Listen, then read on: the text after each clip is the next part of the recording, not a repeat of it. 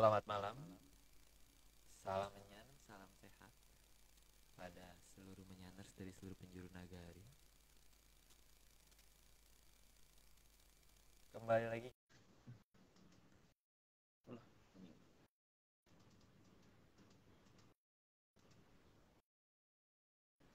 Mas Agung dia sudah bergabung. Halo, Halo Aryo, udah halo. masuk. Tak, tak kirain masih nge-charger. Udah selesai ya? Uh, Cukup sih kayaknya, harusnya cukup. Nanti di tengah-tengah aja, Oh ambilnya iya. aja di tengah-tengah aja. Oh Oke, iya Aryo, ini kan ada yang nanya ke aku nih tentang buku Tambir. Kan di akhir bulan Februari ini ada buku Tambir. Oh ini Sasi Palguno itu. Ya enggak toh ya, karena di bulan ini itu kan bulannya Bathara Kamajaya sama Bathari Ratih kan. iya benar. Banyak karena kan ada hari khusus yang untuk beliau gitu loh. Para konsentrasi hati-hati ini bukan Asipal Bruno, ya kan? Karena kalau Belum, Stasi Palguna kan harusnya nggak ada hari itu ya, Om. harusnya nggak ada hari Nggak ada itu. hari Gitu. khusus itu. Terus apa tuh namanya? Ini Mas Mas Irfan belum muncul ya? Atau udah ada masuk belum? Belum. Ini aku monitor. Oh, itu dia. Jadi kita sedang nyusun ulang kan nama-nama bulan berdasarkan bahasa kita ya. Bahasa kita, bahasa kami Ya. kita itu bukan berdasarkan apa yang ada. Halo Mas Halo. Irfan. Rahayu Popo. Halo.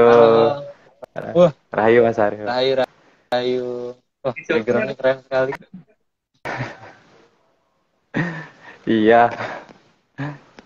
Posisi di Sehat mana? Popo? di Di posisi Jogja di Mas. mana Mas? Di Oh, di Jogja Jogja. Popo. Nggih. Dengan saya ya waktu saya ke Jogja waktu itu. Iya. Saya menyenangkan nggak di Jogja ya. Nggih. Belum nyampe Jogja. Oh, ya, ya Aryo, ini mumpung belum dimulai, aku ada disclaimer yang tak dengar dulu ya bahwa saat ini Atlantis Film Center tidak bekerja sama dengan Akon ya, Akon yang bernama Robot Apa Angin atas nama timnya tadi, karena ada ritual tidak pantas, yaitu ritual siraman yang dilakukan oleh pilihan tadi yang seharusnya kita tidak pernah melakukan ritual seperti itu ya. Jadi mungkin aku ulang sekali lagi. Jadi kita sudah tidak bekerja sama lagi dengan atas nama pihak tadi atau Iya. kegiatannya kata Pak Angin. Jadi, Suaranya eh, hilang, Aryo. Suaranya hilang, hilang. jadi jadi kita sudah tidak bekerja sama lagi. Iya, Hari iya. eh, hari ini itu lucu karena nampaknya kemarin yang nambahnya 6, pas hari ini nambah 7. Satu satu lagi. Jadi ada 7. Jadi eh, jadi pokoknya alarm alarm. Jadi di sabar-sabar aja karena akan banyak disclaimer ya hari ini kayaknya. Kayaknya Iya. kayak sekali ini 2 2 3 gitu. Oh ya, Aryo, sekali lagi deh diulang tadi itu bahwa Sasi Palguna bukan bulan ini ya. Iya. Walaupun ada hampir, tapi bukan bulan ini gitu. Karena bulan ini bulannya Bathara Kamajaya sama Bathari Ratih. Nah, namanya bulan apa itu? Ayo, itu lah bulan apa ayo. Bulan apa? Ayo lo. Bulan apa? Ya pokoknya ini sih Om, ya bangunkan aku setelah Agustus. Karena gini Aryo, penomoran angkanya juga beda ya. Karena kan kalau kita berpatokan bahwa dimulai apa-apa itu dari Sang Hyang Widi Gusti, jadi angka 1 itu harusnya ketika pas bulan paling besar kan. Ya kan? Iya, Bukan bulan ada, bukan bulan nggak ada. Angka 1 dari bulan paling besar. Itu nah baru ketika harusnya. Sang Hyang Widi Gusti. Itu ya. Nah, makin ke sana kan berarti makin berkurang gitu. Oke. Mungkin gitu ya. Jadi kita punya kalender sendiri dan belum kita share, belum bisa kita share karena belum apa ya, karena belum pengen share gitu. Oke, kalau gitu Mas Irfan sudah siap minum ya Mas? Hidup. Jadi mulai Mas Siap. Depan. Oke, mantap. Oke, kalau gitu kita Oke. langsung mulai aja. Oke, monggo. Pambukaning gedhong kencana, murcaning Sang Hyang Kawitan. Slide pertama, hilangnya suatu yang dianggap penting biasanya bukan karena yang dicari menghilang atau pergi, tapi karena yang mencari justru yang menyembunyikan. Jadi kadang-kadang kan membingungkan ya kondisi itu. Jadi mencari sesuatu tapi yang jelas-jelas dicari itu harusnya itu terlihat tapi kemudian justru itu dianggap enggak gitu loh, karena ya contohnya sesuatu yang dicari dapat dijadikan penilaian terburuk misalkan gitu, kayak ulangan dapat 0 itu kan pasti paling buruk gitu. Padahal lambangnya Sang Hyang Manon atau Sang Hyang Otipati atau Sang Hyang Bogropesti itu apa gitu, apanya itu mungkin ada yang tahu karena aku lanjut Mas. Slide kedua, penyembunyian bisa karena dilakukan secara tidak sadar, karena alam bawah sadar menyatakan salah dan harus dihilangkan. Ya itu tadi, ketika ketika sesuatu hal yang kelihatan besar itu terlihat, tapi kalau kalau mata kita menutup itu sendiri ya berarti nggak kelihatan. Jadi sesuatu hal yang apa yang betul dianggap salah ya ya udah, gimana sih, kalau kita mendefinisikan secara di otak kita mendefinisikan itu salah ya berarti kita nggak akan mencari itu sama ya, Mas. Slide ketiga, selain karena tidak sadar, kelewat tingginya logika justru menutupi pandangan manusia atas Sang Hyang Kawitan. Sebenarnya bukan terlalu tingginya logika ya, terlalu menanggungnya logika sih. Kalau terlalu tinggi harusnya malah kelihatan, tapi kalau nanggung memang nggak kelihatan ya. Gimana ya kalau misalkan uh, membayangkan sesuatu yang misalkan level 100 tapi kita membayangkannya pakai angka sampai level 7 ya akan susah, karena memang 7 itu bukan angka tertinggi gitu kan. Lanjut Mas. Slide keempat, kebiasaan rumangsa bisa tapi ora bisa ngrumangsani juga akan menjadikan penutup utama keberadaan Sang Hyang Kawitan.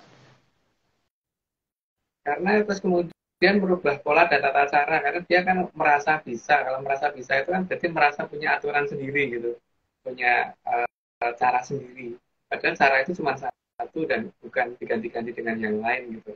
Makanya kan kalau patokannya misalkan misalnya yang kawitan katanya nggak boleh makan gitu, atau apa ya, nggak boleh minum atau nggak boleh makan, kan kita bisa melihat kenapa di negara-negara yang masyarakatnya sampai kurus tinggal tulang belulang doang itu kan mereka jelas-jelas orang-orang yang kurang makan, mereka nggak ketemu sama sang yang kawitan.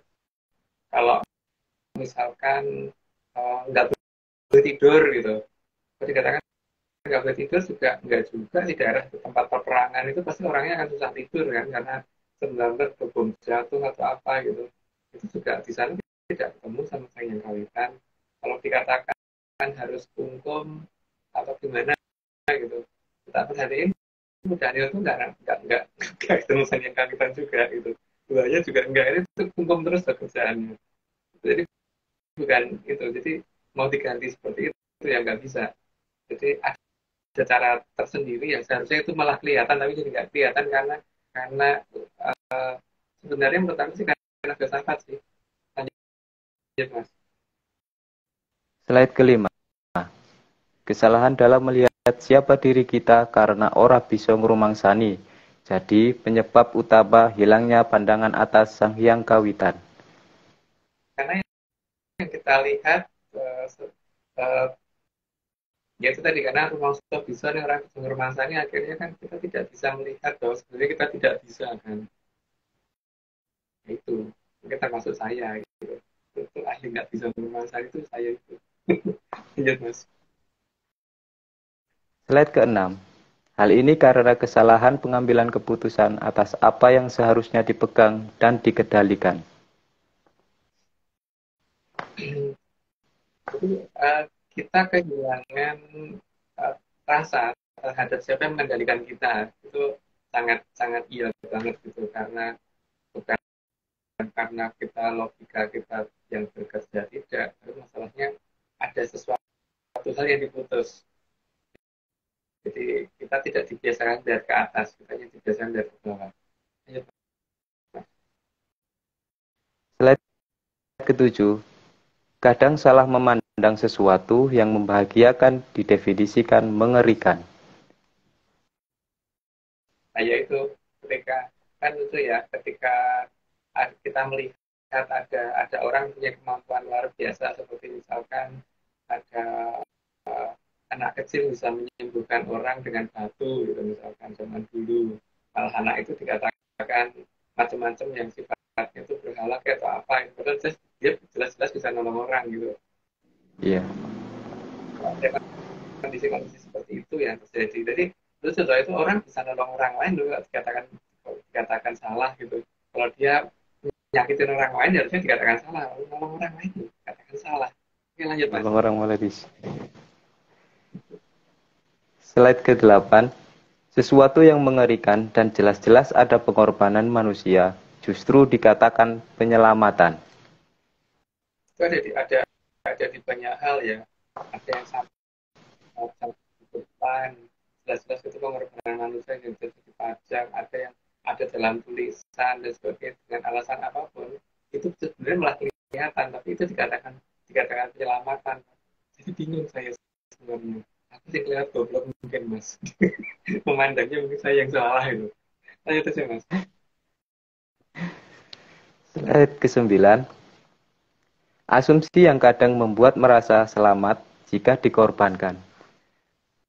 Nah, itu aku juga bingung. Itu entah sayanya yang terlihat bodoh momen itu atau gimana, aku nggak ngerti ya. Tapi kalau aku dikorbankan nggak mau gitu loh. Apapun alasannya itu. Cuman ada yang menganggap kalau dikorbankan itu berarti dia diselamatkan. Tapi yang boleh orang kan boleh berpikir lain. Ya mungkin saya logikanya nggak nyampe gitu aja. Lanjut Mas. Slide ke-10.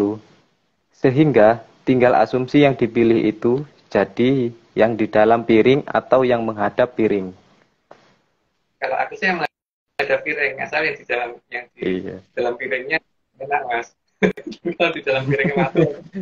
Oke, lanjut Mas. Slide ke-11. Jadi, dalam melangkah seharusnya sadar ada apa di depan nanti. Secara sadar itu berarti mata harus terbuka ya. Dan mata berarti harus bisa melihat.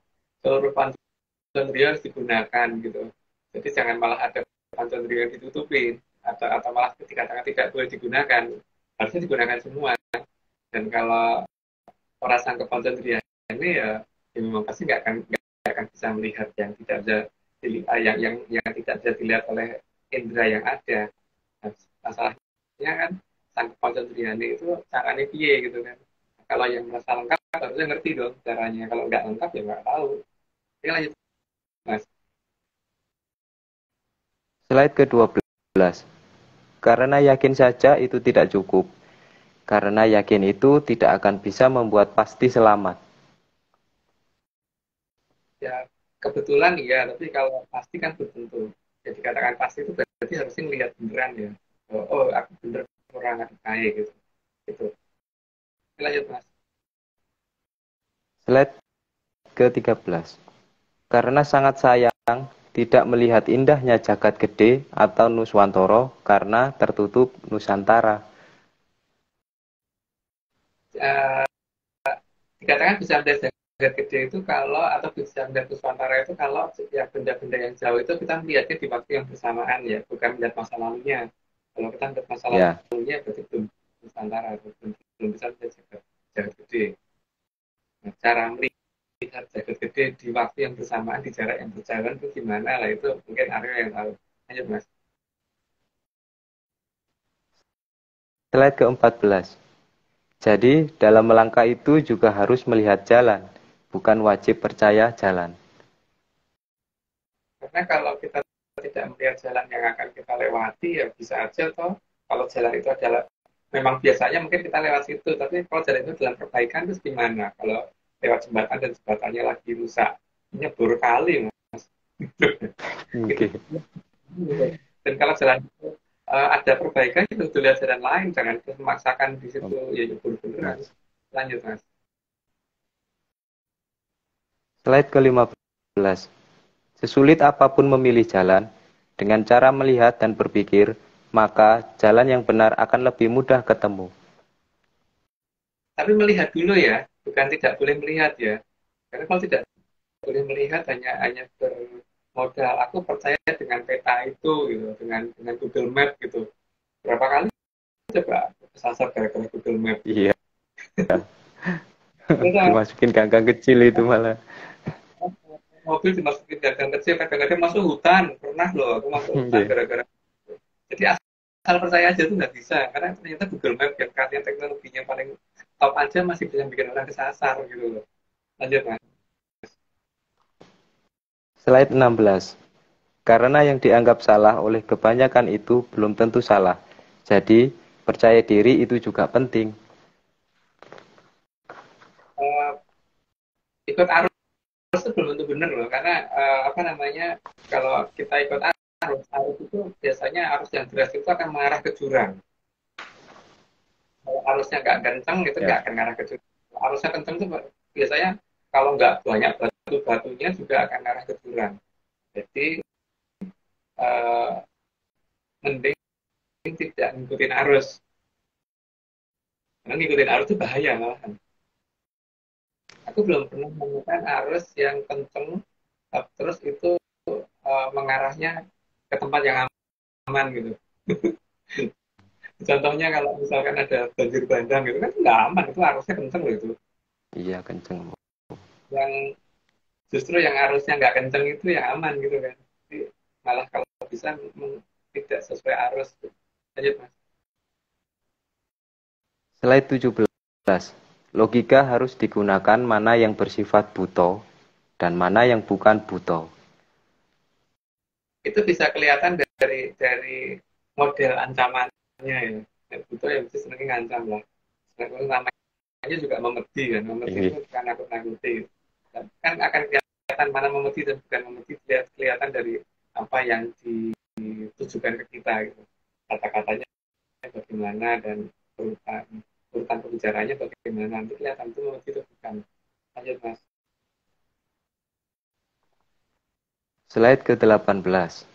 Karena Bathara jelek yang merupakan buto terganas, pasti nggak akan mau kehilangan mangsa. Ya, makanya supaya dia tidak kehilangan mangsa harus membatasi mangsanya dengan cara diancam kan. Kalau nggak diancam dia kabur semua. Lanjut mas. Slide 19. Bathara jelek tidak akan mau kalau mangsanya menjauh. Maka segala bentuk ancaman akan dilakukan. Karena memang Bathara jelek hanya bisa mengancam. Karena dia tujuannya kan akan memangsa ya. Kalau memangsa, tujuannya terakhir yang memangsa, apalagi yang bisa dilakukan gitu. Yang penting mangsanya harus terbatas gerakannya dan jangan, kalau perlu jangan sampai melihat siapa dia gitu. Oke, lanjut mas. Slide 20. Maka perlindungan dari Sang Hyang Kawitan sangat diperlukan agar Bathara jelek tidak mampu menjangkau kehidupan yang seharusnya hamewayu hayuning bawono. Karena beda tujuan ya. Kalau tujuan dari sang yang berbesar kan memayu hayuning bawono, artinya memperindah alam yang makin ya, sudah indah supaya makin indah gitu. Kalau pada roh jelek kan memayu perutnya dia gitu. Maksudnya mangsa gitu kan. Lanjut mas. Slide ke-21. Jadi, Sang Hyang Kawitan bukan yang memangsa dan bukan yang menakut-nakuti, tapi justru yang melindungi. Karena Gusti artinya seperti itu ya. Kalau selain Gusti aku nggak tahu. Kalau Gusti artinya gitu. Gusti yang memang pelindung, bukan yang sedikit-sedikit menghukum. Lanjut mas. Slide ke-22. Di sini juga terlihat bahwa Sang Hyang Kawitan itu bukan Bathara jelek yang akan memangsa. Karena memang Sang Hyang Kawitan segala-galanya sudah punya, jadi ngapain harus untuk mangsa itu juga enggak gitu kan. Tujuan beliau mengadakan alam raya supaya alam raya itu menjadi lebih indah, bukan kemudian dia rusak sendiri. Dalam mandologiri harusnya seperti itu. Lanjut Mas. Slide ke-23. Maka Sang Hyang Kawitan tidak perlu senjata seperti Bathara jelek, karena Sang Hyang Kawitan memang tidak perlu mangsa. Ya karena beliau yang menjadi awal segala-galanya itu memang tidak perlu apapun. Lanjut Mas. Slide 24. Bahkan Sang Hyang Kawitan mempersilahkan dirinya dimangsa Bathara jelek, dengan syarat jika Bathara jelek memang mampu memangsanya. Ya itu tapi kenyataannya nggak mampu. Oke lanjut Mas. Slide ke-25. Maka peletakan Bathara jelek akan membuat kita berpikir, siapa yang sebenarnya sedang menguasai Ngarjopodo. Akan kelihatan dari model bagaimana beliau itu berbicara dan menyampaikan apa yang beliau mau gitu. Kalau isinya ancaman ya nggak tahu deh itu apa. Lanjut Mas. Slide ke-26.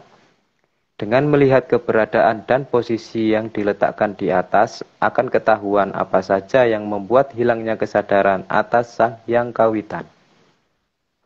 Karena yang ditaruh di atas ya itu gitu kan. Dan masalahnya kan bagaimana supaya itu tidak di atas. Ya. Karena yang di atas itu. Lanjut Mas. Slide ke-27. Sehingga juga terlihat siapa yang menutup jalan ke Sang Hyang Kawitan. Jalan yang terbuka yang ada di bawahnya Bathara jelek itu selalu menuju ke suatu ruangan yang gelap. Itu kan bukan terang, tapi yang gelap. Lanjut Mas. Slide ke-28. Selain menguasai dan mendominasi jalan, arah jalan masuk juga harus kita pertimbangkan, menuju terang atau menuju gelap. Nah, kalau menuju gelap itu kira-kira bagaimana? Kalau menuju terang kira-kira bagaimana? Kita kan harusnya tahu kira-kira kalau Sang Hyang Kawitan itu sifatnya bagaimana gitu. Menerangi alam raya atau menggelapkan alam raya gitu. Lanjut Mas. Slide ke-29. Selain itu, jalan yang disediakan itu menuju tempat yang terang dan luas, atau menuju tempat yang gelap dan sempit. Nah, itu yang uh, yang harusnya diperhitungkan lagi ya, karena ini untuk membedakan mana yang harusnya kita jadikan patokan. Oke lanjut aja Mas. Slide ke-30. Selain itu, menuju tempat yang udaranya segar dan nyaman, atau malah sebaliknya, seperti masuk dalam kurungan. Ya itu monggo terserah, karena itu pilihan ya. Jadi tidak diwajibkan untuk masuk atau untuk keluar gitu. Bertahan di dalam juga boleh, bertahan di luar ya boleh, karepmu gitu ya. Tak karepmu. Bebas. Wario, apa Haryo? Haryo. Oke, hari ini kita mau mulai dari mana yang disclaimer-nya ya? Disclaimer-nya mau mulai dari mana ya? Ada 30 kan? Ada banyak ya. Iya. Dari yang ini paling pertama aja ya. Dulu aja bahwa saat ini kita tidak kerjasama lagi dengan akun Nagotama Angin atau Timihal tadi karena beliau melakukan ritual yang tidak pantas, yaitu ritual siraman, terutama terhadap perempuan. Oke, lanjut Aryo. Oke. Kita ini nggak disclaimer-nya berarti dari yang pertama kali ngirim aja ya. Ya. Ini ada dari Jakarta dulu.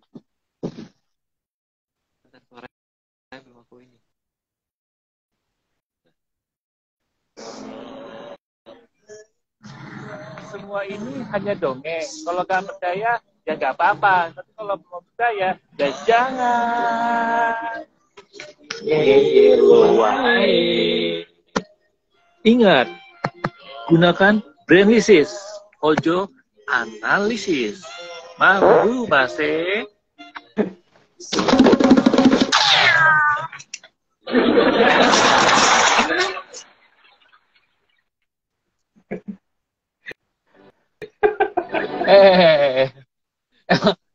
Menyalas tuh kreatif Om. Jadi mau minggu ini tuh banyak yang mengejutkan, banyak yang mengejutkan.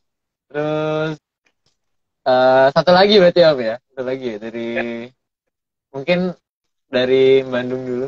Ini udah ke play soalnya. Oke, kita dari Bandung. Dari Bandung.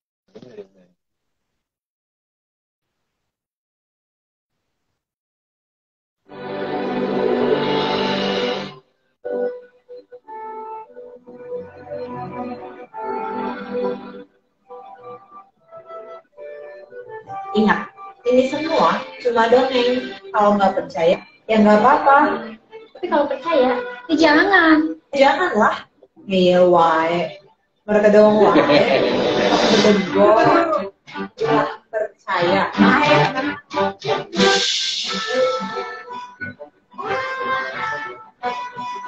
Pakai brainlisis. Gunakan analisis ya.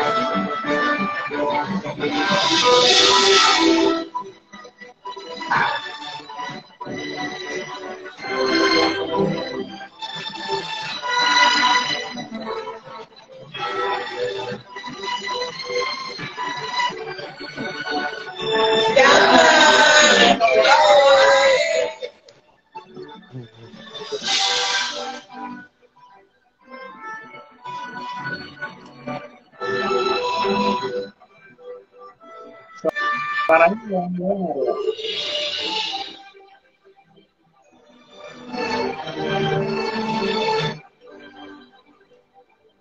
Aryo, halo Aryo. Ya, gimana? Suaranya hilang. Kayaknya mikrofonnya diarahkan ke speakernya deh. Suaranya lenyap-lenyap gimana Aku gitu. nggak pakai ini sih, pakai kabel sih. Sekali lagi kali ya. Ya, terus suaranya hilang-hilang gitu. Jadi kayak ombak itu loh, kencang terus hilang, nggak kedengeran sama sekali, terus kedengeran lagi, terus hilang lagi gitu loh. Jadi nggak ini ada yang buka mulut doang, tapi nggak ada suaranya gitu loh.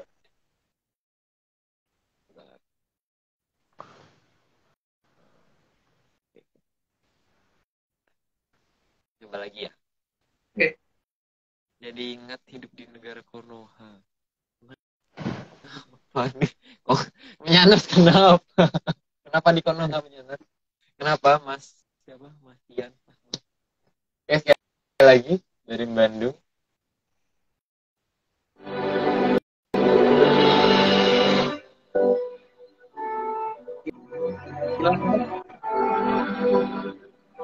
Kenapa? Kenapa?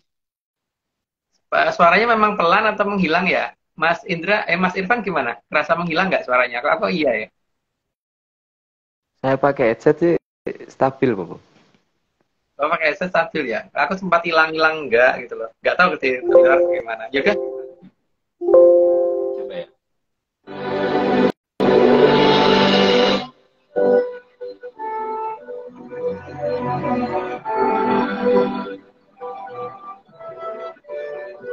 Ingat, ini semua cuma dongeng. Kalau nggak percaya, ya nggak apa-apa.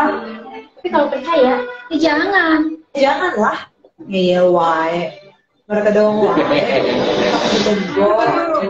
Jangan percaya.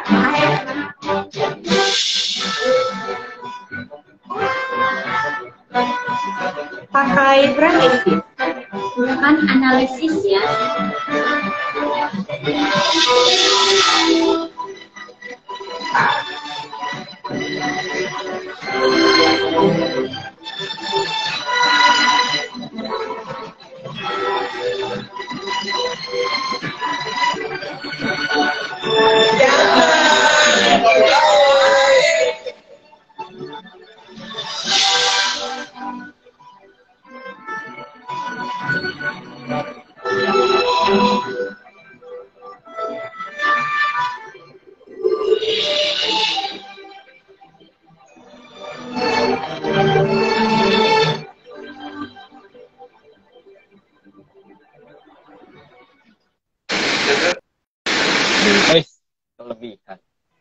Nggak boleh spoiler. Suara dengaran Aryo hilang-hilang gitu loh.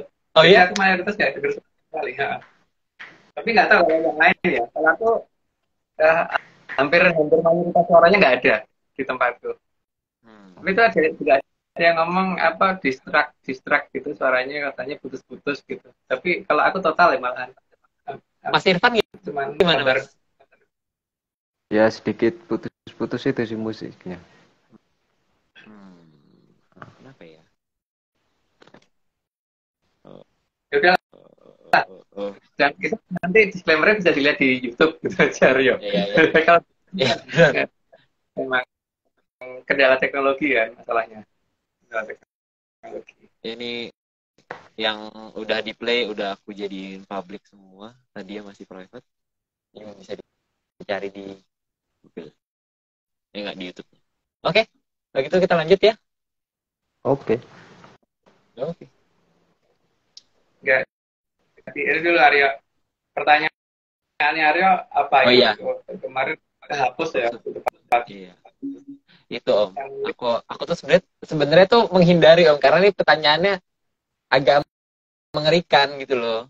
Ini Om kemarin itu sebenarnya gara-gara aku habis pergi entah kemana aku pergi tiba-tiba apa bedanya sih Om? Maksudnya ada orang yang nulisnya Adi, ada yang nulisnya Hadi. Itu apa Om? Itu tuh gimana gitu loh? Itu ya aku nggak tahu sih ya gimana kalau menurut Om tuh gimana gitu loh. Kan kalau Adi itu kan artinya paling ya, tutor. Jadi dia dikatakan Adi Wijoyo, itu juga paling, jadi paling jaya gitu, sangat paling jaya. Kalau Adi Luhung berarti paling baik, paling indah gitu, atau uh, Adi Ningrat berarti kan yang terhebat. Ning itu kan di Arab itu Dawono atau alam raya gitu. Nah kalau hati itu aku bingung sih dalam jelasin nanti karena nanti pasti ada yang protes itu untuk jelasin hati gitu karena temanku dia namanya hati. Artinya Iya, paling sih ya, paling paling juga tapi beda arti gitu loh, beda arti harusnya nggak sama, jelas sangat tidak sama. Oh ya nggak, habis itu ya mungkin kita lanjut ya, mungkin kan ada juga mungkin ada beberapa kata-kata lain yang kayaknya juga beda gitu loh selain itu tadi. Sama ini sih pertanyaanku tuh di ini apa namanya, perahu sama perahu itu beda nggak sih? Kayaknya Tapi maksudnya orang tuh banyak yang ini gitu loh. ya kalau kadang-kadang kan orang ngomong perahu wajahmu gitu atau tatananmu atau gimana gitu kan, kadang-kadang ya perahumu gitu cuman bagian depannya aja gitu kadang-kadang. Tapi kalau perahu jelas pasti kapal lah ya, Perahu. harusnya tapi kan perkembangan bahasa itu berubah ya menjadi sama saat ini, dari tadinya enggak. Saya tahu gitu. Oke deh. Ya itu sih karena gue kemarin diledekin terus gitu loh, jadi emang harus ditanya. Jadi mending ngomongnya Hadi ya, jangan Hadi ya, kasihan nanti. Kasihan si Hadi. Oh, lanjut. Ya, aku nggak tahu kenapa kalau di Haskell tuh takut dia dikatain Hadi. Lanjut. Oke, mungkin lanjut 31. Oke, lanjut. Slide 31. Meskipun menuju tempat yang terang sekalipun, tapi pasti akan menjadi terbatas, maka harus eling lan waspodo. Harus sangat ini ya, apa namanya, kita tuh perhatikan dengan benar bahwa yang kita masukin itu betul salah gitu. Jadi harus bisa membedakan benar bahwa ini benar atau keliru gitu. Kalau benar ya skor, nih. Ini salah ya jangan diterus kayak gitu rasanya. Oke, lanjut Mas. Slide 32. Maka harus bisa memilih gerbang mana yang harus dilewati. Yang jelas, yang tidak ada suara jeleknya seharusnya. Lanjut Mas. Slide 33. Leluhur sangat tahu akan adanya zaman Kolobendu. Maka memang peradaban yang memilih di peradaban Kolobendu memang harus disediakan tempat. Tapi terbatas, batasin. Tapi karena tempat pembatasan di tempat yang sangat luas, maka mungkin merasa batasi. Lanjut, Mas. 34. Leluhur sangat paham kalau ada dalam tudung saji itu untuk dimangsa. Tapi karena perbedaan asumsi dengan yang berada dalam tudung saji dan yang di dalam tudung saji merasa sebagai keselamatan adalah bagian dari dimangsa, maka yang dilakukan leluhur hanya bisa membatasi sampai pada batas zaman Kolobendu. Ya, yang ada dalam tudung saji memang pasti biasanya gitu kan. Kalau sudah basi dibuang, tapi kalau masih anget ya dimakan gitu kan. Tergantung kita ini sekarang merasa ada di mana gitu. Lanjut, Mas. Slide 35. Jadi, tim Pemalayu tidak akan membuka tudung saji selama yang berada di dalam tudung saji merasa bangga sebagai mangsa. Tapi masalahnya kan merasa tidak dimangsa juga itu kan. Jadi merasa tidak dijadikan mangsa dan merasa di situ merasa aman gitu dalam tudung saji. Tapi itu kan ada batas waktunya karena betul buka diambil satu tutup lagi gitu kan kadang-kadang gitu kan. Lanjut, Mas. Slide 36. Karena yang berada dalam tudung saji hanya akan berakhir sebagai mangsa atau masuk tempat sampah. Jadi tidak akan masuk ke tempat yang indah ya. Hanya dua kemungkinan, perut atau tempat sampah. Lanjut, Mas. Slide 37. Karena yang ada dalam tudung saji tidak akan mendapat pencerahan dari Sang Hyang Kawitan. Karena Sang Hyang Kawitan itu inginnya semua ha mewayu hayuning bawono, bukan ha mewayu hayuning drubikso. Dan karena tutupan satu tutup sesaji tadi, dikatakan tudung saji tadi ya, berarti memang ya tidak bisa kontak dengan dunia luar. Lanjut, Mas. Slide 38. Maka bagi yang ha mewayu hayuning bawo, saya ulangi, Bapak. Slide ke-38. Maka bagi yang ha memayu hayuning drubikso jelas akan menjadi sangat jauh dari Sang Hyang Kawitan. Karena Sang Hyang Kawitan tidak memerlukan mangsa sama sekali. Juga tidak pernah sama sekali. Lanjut, Mas. Slide 39. Berbeda dengan Bathara Jelek yang sangat butuh mangsa, maka Bathara Jelek akan menggunakan segala cara agar mangsanya bertambah. Ini saya ulang berkali-kali, mudah-mudahan paham. Tapi sayangnya justru yang nggak paham. Ya, lanjut. Slide ke-40. Maka aturan memedi atau menakut-nakuti digunakan oleh Bathara Jelek untuk membatasi mangsanya agar setia untuk dimangsa. Kalau aku sih megah, tapi kalau Arya mungkin mau ya. Oh enggak. Beneran nggak mau, Mas. Slide ke-41. Maka Bathara Jelek tidak akan mau mangsanya pintar yang bisa berakibat tidak mau dimangsa. Maka mangsanya tidak boleh sadar akan dimangsa atau kalau sadar akan bangga jika dimangsa. Tergantung. Tapi kan masalah itu pilihan ya. Mau bangga seperti apa ya nggak apa-apa. Itu haknya masing-masing. Lanjut. Slide 42. Maka boleh berpikir asal jangan memikirkan siapa Bathara Jelek. Karena kalau tahu siapa dia ya akan minggir dengan sendirinya. Maka tidak boleh melihat. Lanjut, Mas. Slide ke-43. Maka perkembangan logika terutama yang dikembangkan secara pesat di tanah murub akan diarahkan untuk benda yang bisa membunuh. Jadi kebanggaan di sana adalah kalau bisa membuat peralatan yang bisa dipakai untuk bunuh orang, dan makin banyak yang bisa dibunuh berarti dia makin bangga dengan peralatannya dia. Ayo, Mas. Slide ke-44.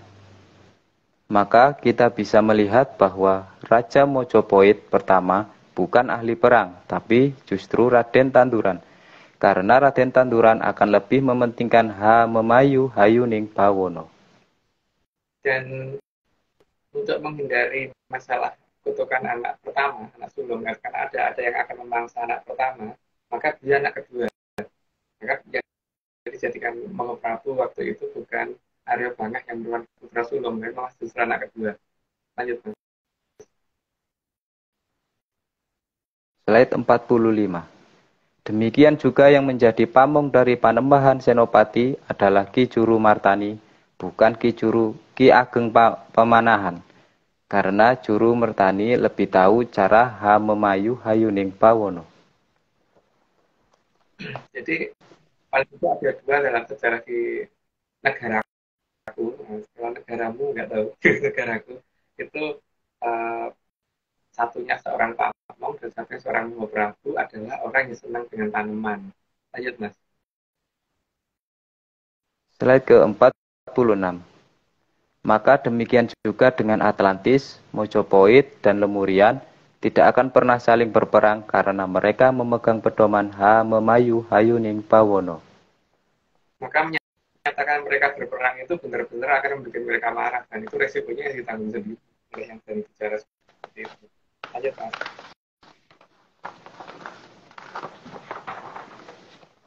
Slide ke-47.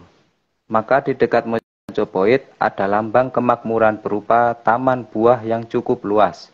Meskipun sebenarnya sangat luas, tapi tidak seluas aslinya saja, sudah terlihat luas. Itu ada di timurnya Mojopahit ya. Jadi bukan tepat di Mojopahitnya, tapi paling tidak nggak jauh. Gitu. Lanjut, Mas. Slide 48. Jadi lambangnya jelas, bukan sesuatu yang bisa mengakibatkan kematian. Ya, setahuku nggak ada loh orang mati karena makan nanas, makan pisang. Gitu. Kecuali ini ditimpuk pakai ini, Om. Ditimpuk aja mungkin belum tentu loh. Ditimpuk satu truk. Tapi nggak ditimpuk, masih diberki loh satu truk. Karena ditimpuk itu tadi ngangkat lempar gitu. Ya, yang lempar buto. Tangannya yang buto. Lempar buto. Good. Banyak gitu. Oke. Itu bisa lanjut. Kenapa? Karena lambang yang bisa membuat orang untuk bertahan hidup itu berarti kan nggak jauh dari Mojopahit. Iya, tapi maksudnya kalau itu semua digunakan secara dengan apa gunanya gitu, digunakan sesuai tugasnya ya pasti itu menamanya ini ya bukan membunuh gitu loh. Iya, ya seperti nanas itu dimakan untuk rujaan atau untuk bikin sambal. Sambal nanas kan juga enak ya untuk masak atau durian juga bukan dilempar-lempar kan gitu kan maksudnya kan gitu. Matanya orang gitu kan.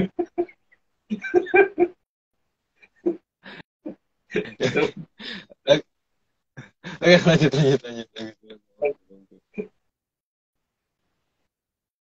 Slide 49. Maka tanah para Drubiksa dan Sukerto akan terlihat dari lambang apa yang mereka gunakan. Ya, minimal ada dalam lambang bajak laut gitu kan. Tapi itu juga sih kalau ada tengkoraknya itu bukan buah-buahan gitu atau bukan telur, bukan sayuran atau apa gitu ya seperti itu. Lanjut, Mas. Slide 50. Karena Drubiksa butuh mangsa Sukerto dan Sukerto bangga di mangsa Drubiksa, maka ada simbiosis yang seolah-olah mutualisme yang aneh. Tapi bagi leluhur hal itu adalah simbiosis parasitisme. Kan itu semua masalah definisi. Kalau definisi seperti itu dianggap mutualisme ya nggak apa-apa. Tapi kalau akan menganggap parasitisme ya monggo. Lanjut, Mas. Slide 51. Maka lambangnya juga mirip Sukerto tersenyum meskipun tertusuk dari dua sisi. Kalau punya lambang kayak gitu. Lanjut aja, Mas. Slide 52. Tidak ada lambang dengan bentuk Sukerto nangis. Ya, walaupun dia tertusuk atau gimana, tersiksa dan sebagainya, tapi yang ada selalu tersenyum. Itu aneh kalau bentuk seperti itu kalau dia tersenyum. Tapi nggak ada yang nangis. Gitu. Lanjut, Mas. Slide 53. Juga tidak ada lambang Sukerto ketakutan, karena yang ada justru bangga dimangsa. Nah, itu aneh. Ya. Bola kayak gimana? Coba lanjut aja, Mas. Slide 54. Karena ada kesalahan pola dasar logika akan kemanusiaan, maka leluhur juga tidak mau dianggap sebagai yang mengajarkan hal tersebut. Karena memang tidak ada ajaran seperti itu ya. Ya, leluhur kita kan Hamayu Hayuning Bawono gitu, bukan seperti itu Hamayu Hayuning Bawono bagi leluhur kita. Tapi ya nggak tahu kalau bagi yang lain kayak itu dikatakan Hamayu Hayuning Bawono, ya nggak tahu. Tapi karena perbedaan persepsi seperti itu ya memang berarti tidak mungkin disatukan dengan ada perbedaan asumsi yang sangat tegas di situ. Lanjut, Mas. Slide 55. Maka tim Pamalayu harus membuat bukti agar para Sukerto tidak mengklaim dirinya sebagai manusia. Ini nanti harusnya bisa dicek bahwa ada hasil karya seni dari tim Pamalayu. Lanjut, Mas. Slide ke-56. Maka tim Pamalayu membuat semua jejak agar jangan sampai Sukerto menganggap leluhur adalah leluhurnya. Jadi ada yang dibuat ya, jadi itu sebenarnya sintetis buatan, cuman masalahnya kan ketika orang nggak ngerti cara membedakan itu sintetis dan tidak, dan nanti ada caranya. Lanjut, Mas. Slide 57. Karena leluhur itu bisa moksa, sehingga tidak akan meninggalkan tulang belulang. Sementara yang tidak bisa moksa akan diperabukan, jadi juga tidak akan meninggalkan tulang belulang. Karena sistemnya diperabukan, jadi bukan cuma dibakar. Jadi diperabukan itu betul-betul sampai jadi abu ya, jadi betul-betul sampai total. Lanjut, Mas. Slide 58. Maka segala bentuk aneh sengaja dibuat oleh tim Pamalayu dan ditanam di beberapa tempat. Dan ini nanti diharapkan ada yang mengatakan itu nenek moyangnya gitu. Lanjut, Mas. Slide 59.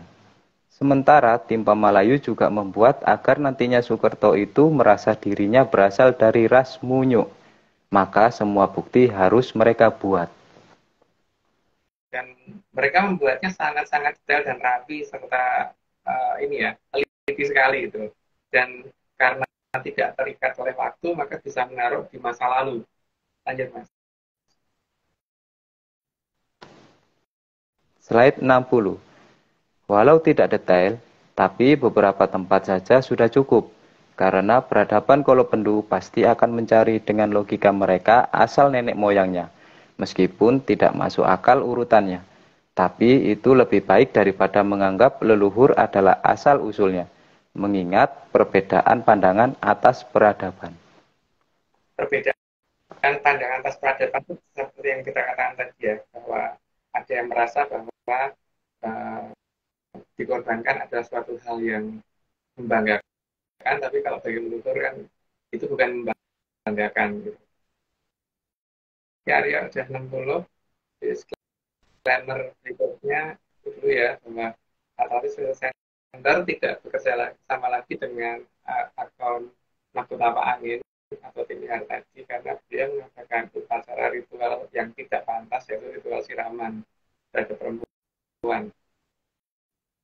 Oke, Arya, lanjut. Aku mau memastikan kembali apakah suaraku putus-putus. Masih, putus-putus barusan. Makin parah ya? Iya, sudah. Oh. Aku pakai aja deh.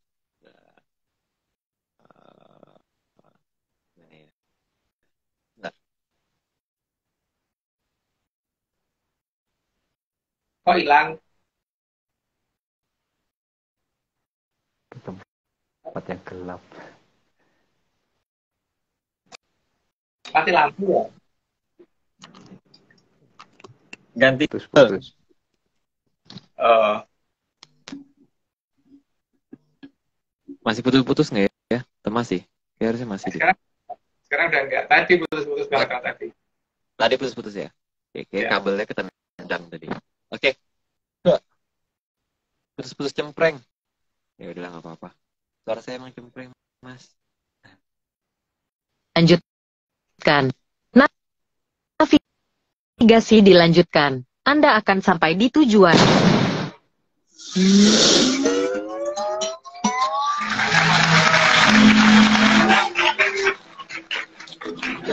Guys, semua ini hanya dongeng.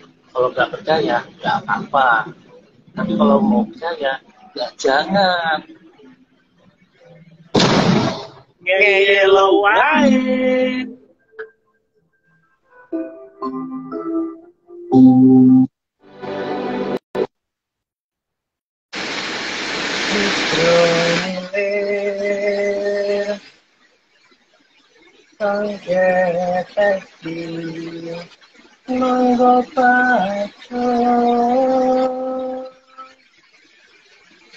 Kawan dosa sang jaken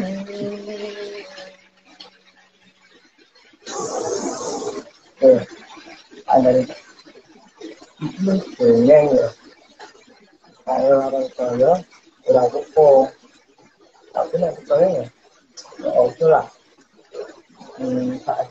ampun ingat semua ingkung tanah penting tanah jadi sang ketek lambahnya halo. Oke. Tadi kayak di dekat air terjun kayak. Suaranya agak susah didengar pas iya ngomong. agak susah. Iya. Aku sudah berusaha menyelamatkan. Tadi ya, iya sih emang banyak katanya kendalanya emang di mungkin di suara nih. Karena biasanya kan kita pakai 2 HP gitu kan atau pakai mic gitu. Itu sih. Kendalanya juga di situ sih itu paling. Aku lupa ya, aku pengen nanya apa ya? Enggak. Tadi aku pengen nanya sesuatu. Berhubungan sama tadi, yang pertanyaan terakhir, yang perahu dan perahu.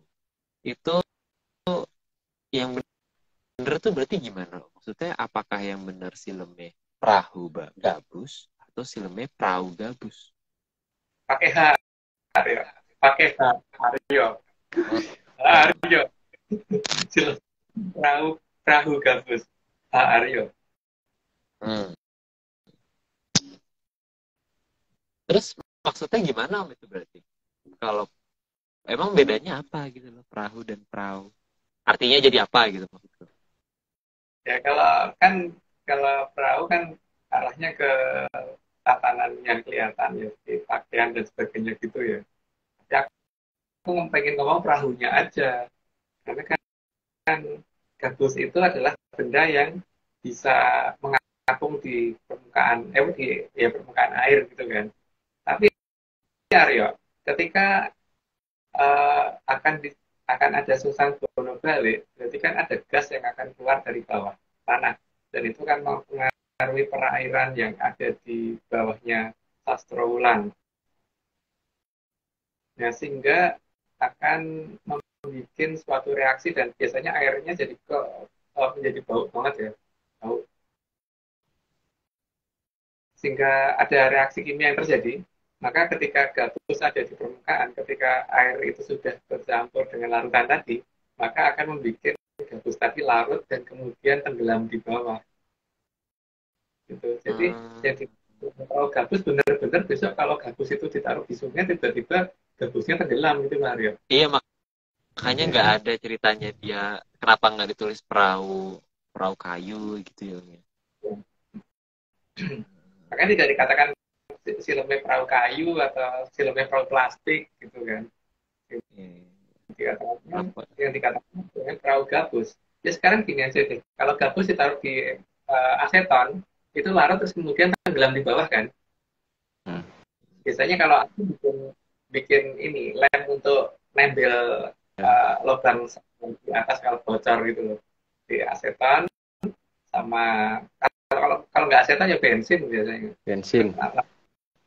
Lama-lama kan bisa cair larut, terus biasanya nanti dia ada di bawah sih, filmnya perahu gabusenan itu loh, kalau seperti itu.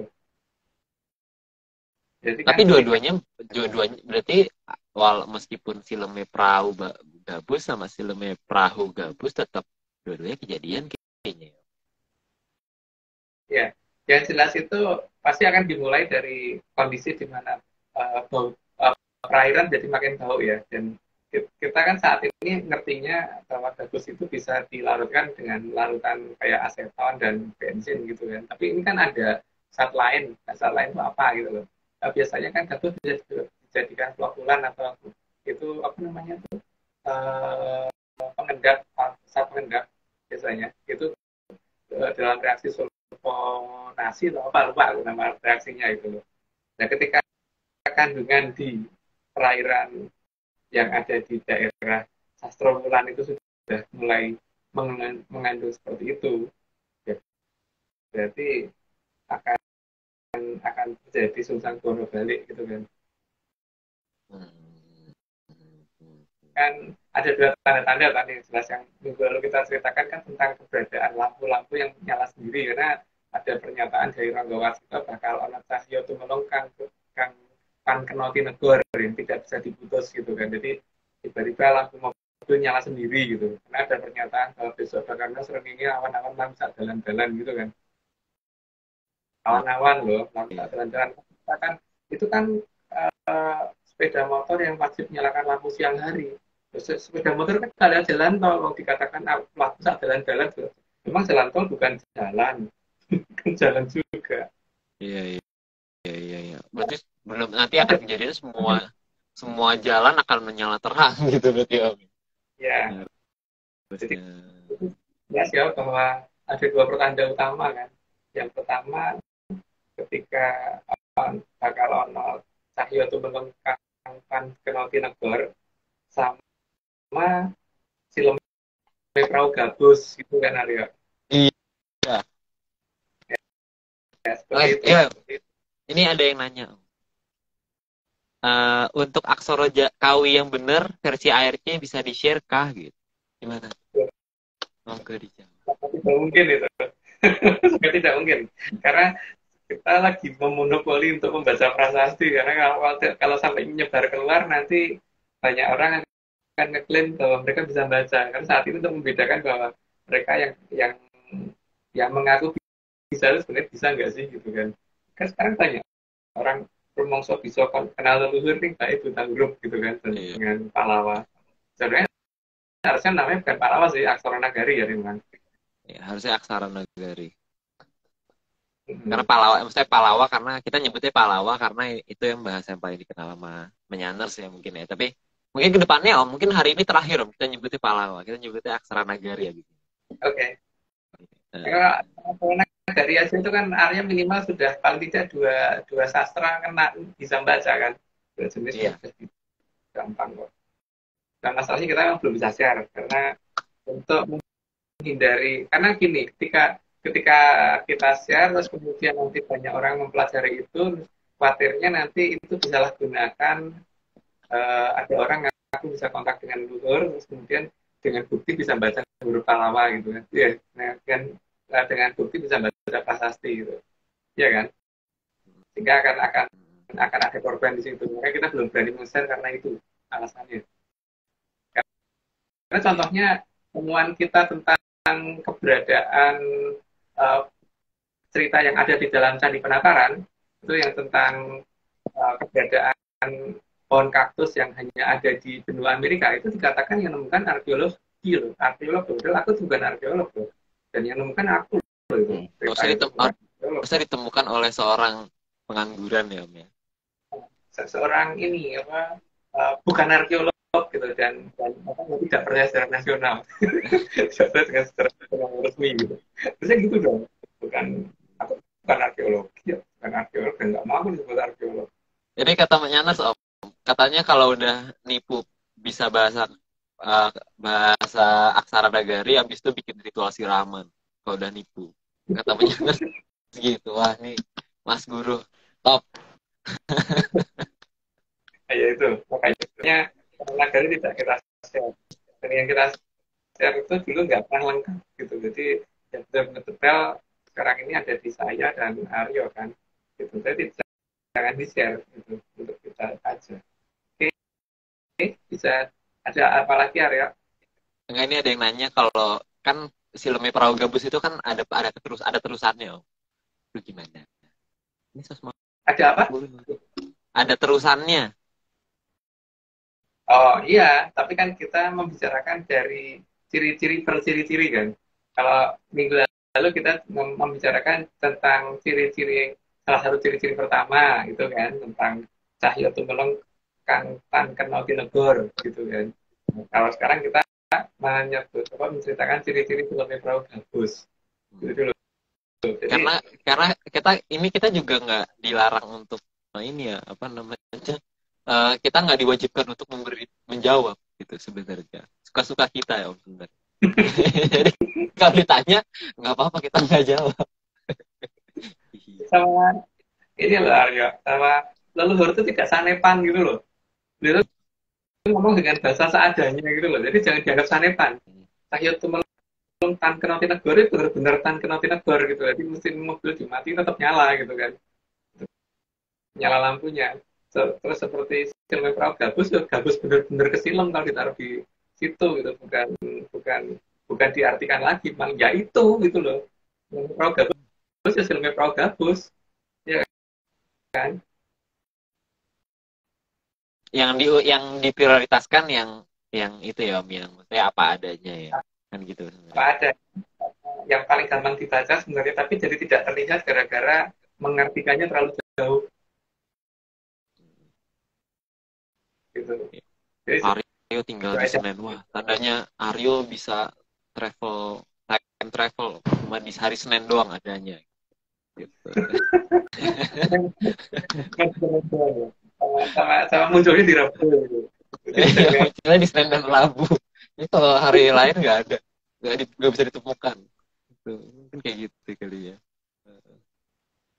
Ini sama katanya urutan kejadian itu satu-satu atau bareng?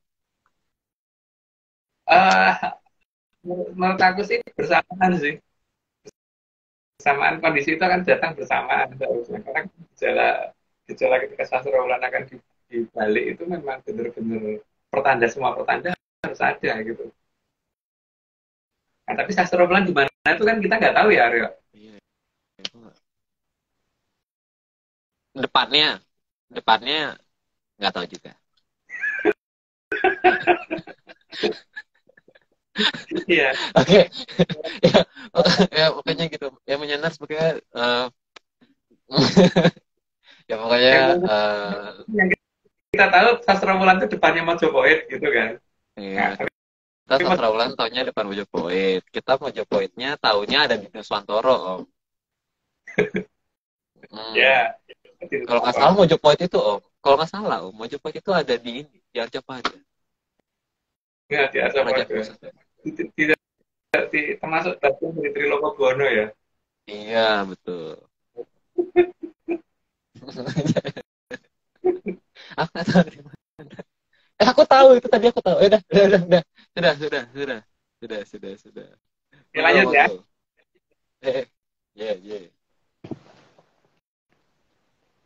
Slide ke-61. Berbagai wujud dikirim dengan getaran Sosrodoro yang akan muncul persatuan waktu. Agar tepat pada saatnya wujud seperti ini akan diakui sebagai leluhurnya. Karena terlalu canggihnya pola berpikir ya, jadi akhirnya menganggap bahwa leluhurnya seperti itu gitu. Tapi ya itu kan pilihan toh, kalau yang mau ngaku itu ya monggo gitu. Lanjut. Slide 62. Tim Pamalayu sangat paham atas semua jenis polimer, bahkan polimer yang belum dikenal di zaman peradaban Kolobendu. Polimer itu termasuk dalam senyawa organik ya, jadi termasuk senyawa karbon organik. Jadi itu yang dibikin leluhur untuk membuat dan akan diakui jadi leluhurnya mereka itu gitu. Lanjut Mas. Slide 63. Tim Pamalayu juga sangat paham bagaimana merangkai polimer agar terlihat sealamiah mungkin. Tapi sealamiah polimer tetap akan kelihatan nggak alamiah kalau ngerti cara ini ya menelitinya. Lanjut Mas. Slide 64. Namun, tim Pamalayu tetap mencampur polimer sintetik yang tidak alamiah, agar nantinya saat ada yang sadar bisa dibuktikan bahwa jejak permunyukan itu salah. Jadi memang ada bagian yang sengaja tidak dibikin dari senyawa organik semua. Jadi ada yang benar-benar sintetik total dan ini nanti akan kelihatan kalau misalkan benar-benar mau meneliti ya. Lanjut Mas. Slide 65. Karena polimer sangat bisa dibuat menjadi segala hal, agar peradaban Kolobendu salah menganggap kawitannya itu siapa. Tapi kalau mau menganggap itu kawitannya ya nggak apa-apa. Lanjut Mas. Slide 66. Namun pencampuran zat polimer non-alamiah akan ketahuan pada waktunya, karena zaman akan mengenal yang namanya peralatan GCMS. GCMS itu dari singkatan gas chromatography and mass spectrum.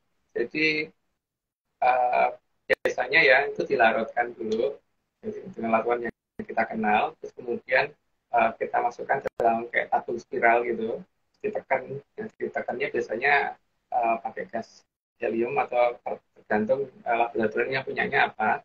Nanti kan pada jarak sekian meter atau gimana gitu sambil dipanasin di tabung ininya itu nanti yang massa jenisnya ringan akan cepat keluar, yang massa jenisnya makin berat akan lambat karena ketahan di spiralnya itu kan. Nah nanti akan ketahuan kalau misalkan sekian second yang keluar, oh berarti saatnya ini ada katalognya. Jadi setiap saat itu akan terpisah dengan kecepatan tertentu waktu keluar dari tabung spiral tadi. Nah, nanti akan ketahuan bahwa oh ini jenis zatnya ini jenis zatnya ini. Nanti akan keluar seperti spektrum gitu, Z. Gitu. Nah, itu nanti bisa dijajakan dalam katalog dan katalognya sudah disediakan ke ASTM dan American Standard Testing Material sehingga kita tahu ini material apa gitu. Lanjut Mas. Slide 67. GCMS adalah alat yang bisa menganalisa bahan dasar berdasarkan pola pemisahan secara kromatografi berdasarkan gas. Jadi gas yang banyak digunakan untuk mendorong, biasanya menggunakan gas inert yang tidak bereaksi dengan material yang akan diteliti. Dengan demikian nanti akan ketahuan bahwa oh ini apa gitu, terus sebenarnya apa saja. Nah kalau sampai ketemu ada material yang tidak ada dalam tidak mungkin ada dalam tulang, itu jelas bahwa ini tulangnya itu dari tulang-tulangan gitu kan, bukan tulang beneran. Ya, Mas. Slide 68. Peralatan GCMS salah satunya seperti pada gambar ini, dan biasanya digunakan untuk analisa bahan dasar, bukan brainlisa bahan dasar. Jadi untuk memisahkan, jadi biasanya kalau misalkan orang ingin membaca sesuatu zat kimia gitu, itu dibawa ke laboratorium GCMS untuk mengetahui bahwa oh material penyusunnya ini, jadi bisa ditiru gitu. Atau misalkan mau bikin sabun, mau niru sabun ya kita pakai GCMS ketahuan, atau mau niru apa gitu, atau mau niru oli mesin yang dari sana kok bagus banget, sebenarnya larutan ini siapa aja itu pakai GCMS pasti akan ketahuan sih. Gitu. Lanjut. Slide 69. Data hasil GCMS akan menghasilkan spektrum seperti ini. Dan dari hasil spektrum tadi bisa dibandingkan dengan katalog GCMS yang selalu diperbaharui setiap waktu tertentu. Jadi data GCMS juga ada update.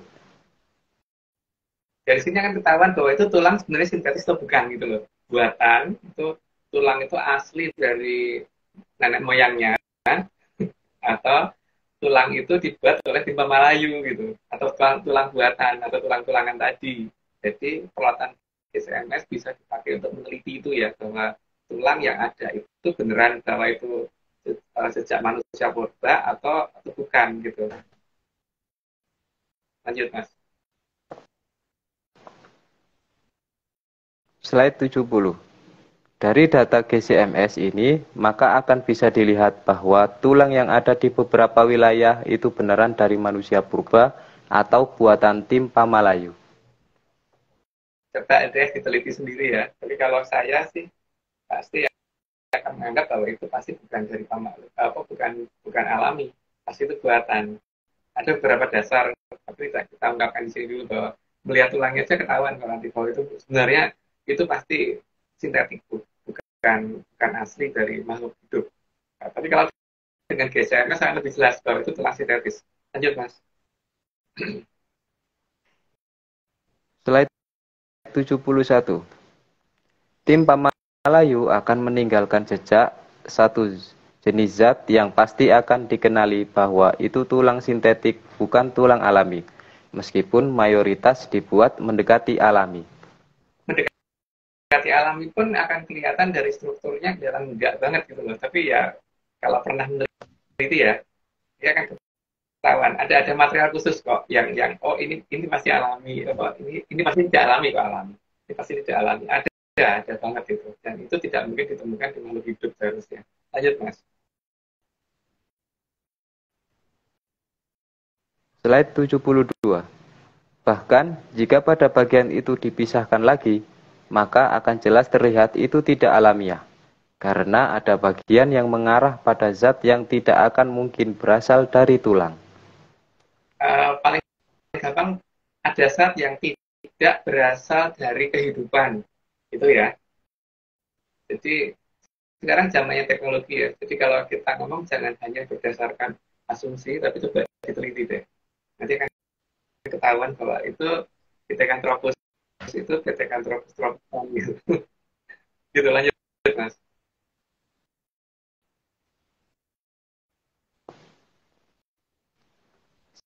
Slide 73.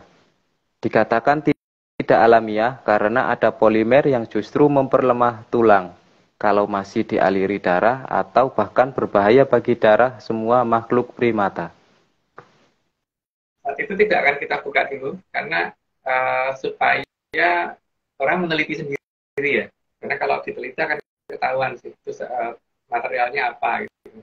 Dan itu kalau dilihat di katalog biologi nanti ketahuan bahwa ini tidak mungkin dari primata atau dari makhluk hidup, terutama makhluk yang mempunyai tulang itu pasti tidak punya itu gitu. Saat itu pasti harusnya nggak ada karena ada itu tuh tulang nggak akan bisa bertahan kuat gitu, nggak akan keras. Lanjut Mas. Slide 74. Jadi akan terlihat ada zat kimia yang berlawanan dengan unsur dasar kehidupan. Itu sudah jelas banget sih kan, sudah dapat dikatakan malah mematikan kehidupan dia sih, selain memperlemah juga mematikan kehidupan dia. Dan itu akan ditemukan dengan jelas kalau diteliti dengan GCMS. Lanjut Mas. Slide 75. Zat tadi justru akan menjelaskan bahwa tulang belulang tadi tidak alamiah, tapi buatan tim Pamalayu. Jadi pada dasarnya di sini kan kita menjelaskan bahwa Pamalayu itu apa sih gitu kan. Salah satunya ya ini, mulai dari membuat legenda, terus mempersiapkan tulang-tulangan, mempersiapkan bangunan-bangunan dan deko-deko yang lain gitu. Tapi salah satunya ini yang saat ini sedang kita bahas adalah bagaimana Pamalayu menyiapkan mereka yang tidak mengenal sang yang kawitan supaya kawitannya mereka seperti itu gitu, ngaku yang mereka itu, dan ternyata berhasil gitu. Lanjut Mas. Slide 76. Maka dalam menganalisa, bukan memberanalisa, juga harus teliti, karena Timpa Malayu tidak akan segampang itu meletakkan bagian yang tidak alamiah di dalam tulang belulang tadi. Jadi memang butuh ketelitian tinggi ya di sini. Jadi kalau nanti kan ketahuan ini sebenarnya buatan orang yang disengaja ditanam atau memang ada makhluk yang di situ gitu loh, yang makhluk jenis itu gitu. Makanya sebenarnya cukup aneh kenapa kalau itu hanya terkumpul di satu wilayah aja, di wilayah yang sekian kilometer di dekatnya nggak ada gitu. Kalau memang zaman dulu makhluk hidupnya kayak gitu, maka harusnya kan di semua wilayah ada kan. Nah, makanya kita kemudian mencoba meneliti satu persatu dengan itu tadi dan ketahuan seperti itu. Cuman kita tidak akan membuka zat kimianya apa saja. Lanjut Mas.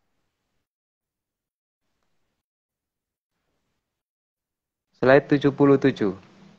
Jadi, dasar logika yang dijadikan patokan adalah mencari material berbahaya bagi manusia, agar terlihat tulang itu alami atau buatan. Jadi, akan kelihatan bahwa dia alami atau buatan adalah itu tadi. Ada kalau misalkan alami, maka tidak akan ada material berbahaya di dalamnya. Tapi kalau ada material berbahaya bagi kehidupan di dalamnya, jelas itu pasti buatan. Gitu ya. Dan nanti kalau secara mikroskopik kalau diteliti dengan mikroskop sudah kelihatan sih bentuk-bentuk pola tulang itu seperti apa, itu kan nggak begitu. Lanjut Mas. Slide 78.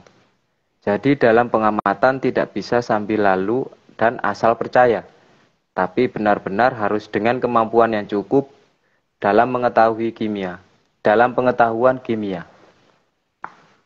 Jadi jangan asal percaya ya, melihat oh itu tulangnya Pithecanthropus gitu, oh itu tulangnya mbahmu gitu, jangan langsung percaya begitu aja. Lanjut Mas. Slide 79. Dalam metode gas kromatografi, sebaiknya digunakan gas inert. Jadi gas yang digunakan mendorong tidak bereaksi dengan material yang diuji. Karena kalau menggunakan gas yang bisa bercampur, berarti kan akan membuat ini ya, kelihatan bahwa di situ nanti tidak terlihat gitu loh. Sebenarnya yang kita tambahkan ini gas yang kita pakai mendorong ini akan bercampur dengan material yang kita uji, sehingga akan susah dibedakan. Jadi harus gas yang tidak bereaksi. Lanjut Mas. Slide 80. Material yang diuji juga harus dilarutkan dengan pelarut yang tidak mengubah struktur kimia dari polimer pembentuk tulang. Nah, itu mungkin nggak bisa dijelaskan lagi lah. Lanjut aja Mas. Slide ke-81. Timpa Malayu terpaksa melakukan ini semua untuk menghormati Sang Hyang Kawitan. Karena Sang Hyang Kawitan itu tidak pernah mengancam, maka kemudian daripada nanti Sang Hyang Kawitan hidup seperti itu, maka dibelokkan saja bahwa kawitanmu itu. Itu dilakukan oleh Malayu. Iya, Mas. Slide 82. Karena Timpa Malayu sangat sadar bahwa ada zaman Kolobendu, di mana ajaran akan diambil oleh Bathara Jelek. Makanya sengaja dilakukan seperti itu karena seperti itu ya. Jadi yang memang kalau yang jelek tuh ya kayak gitu, terahnya itu gitu. Oke, lanjut Mas. Slide 83.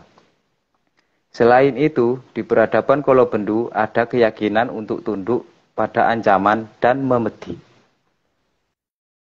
Dan yang tunduk pada model makhluk yang tulangnya seperti itu gitu kan seharusnya. Makanya nggak dibikin tulang seperti itu karena ya kalau kamu percaya itu ya gitu. Lanjut Mas.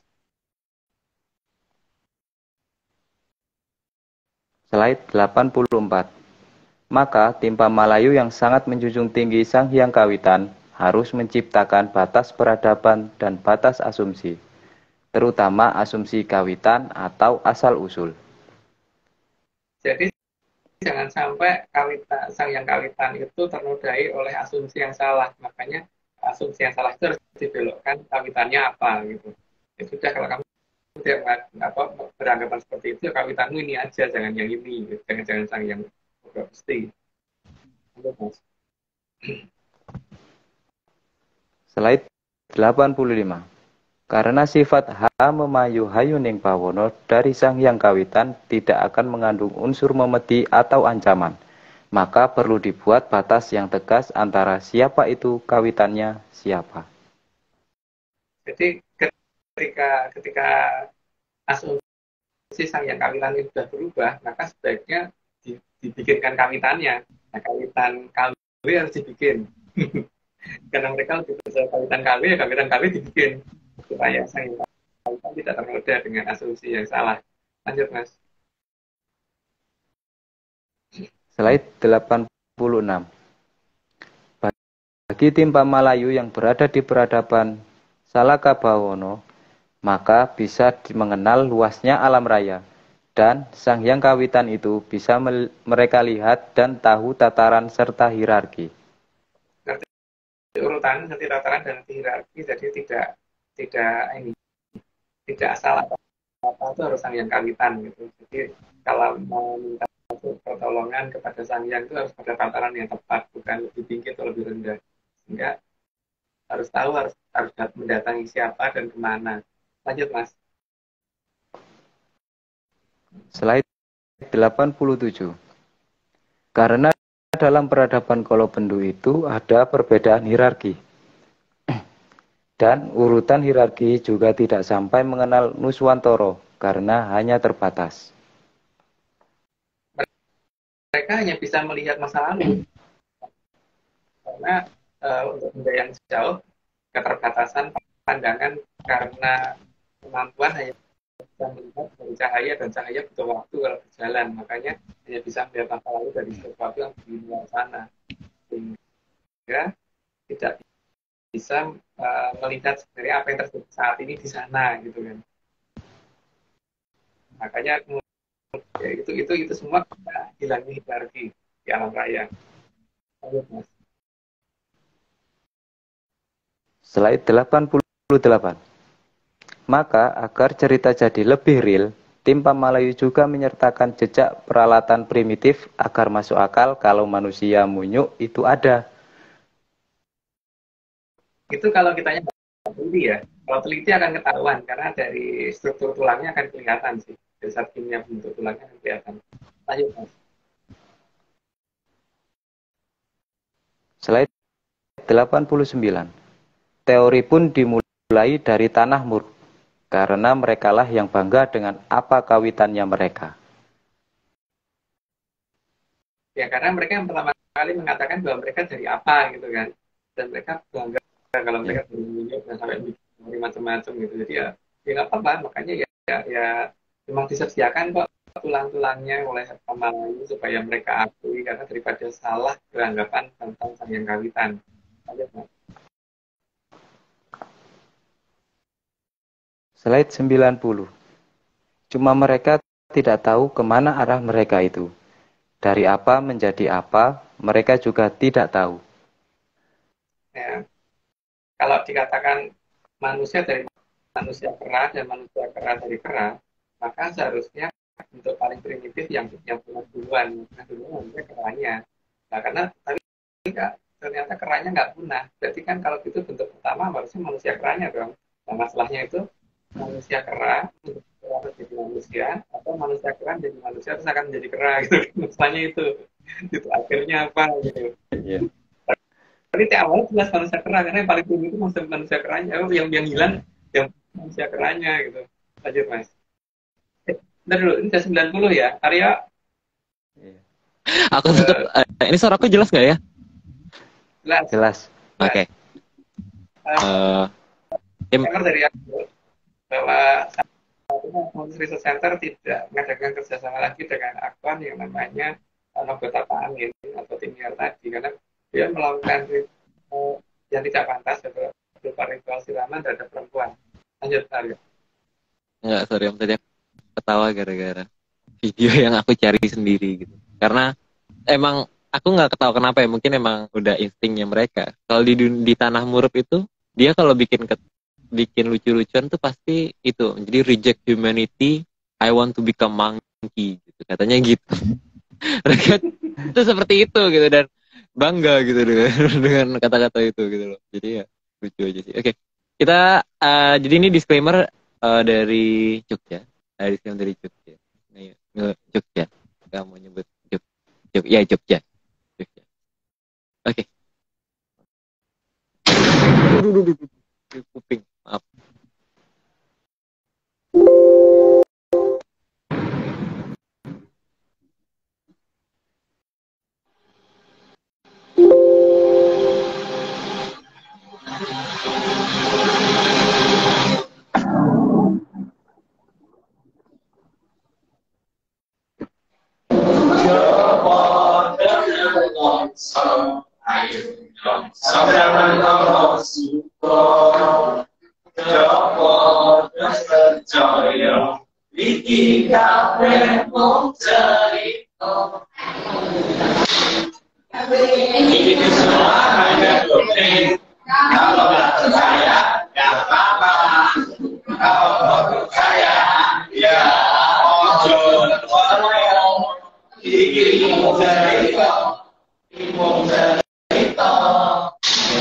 Ini semua hanya dongeng.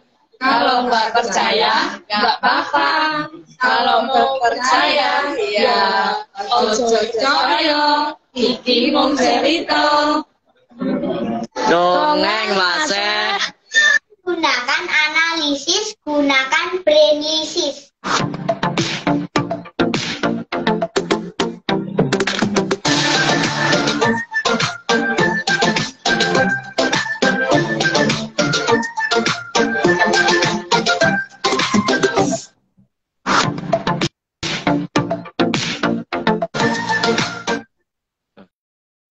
Oke.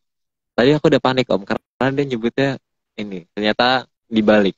Jadi gunakan jangan gunakan analisis gitu. Gunakan brainlisis gitu. Ternyata kaget aja udah panik aja tadi. Oke, habis ini kita dari Semarang ada satu lagi.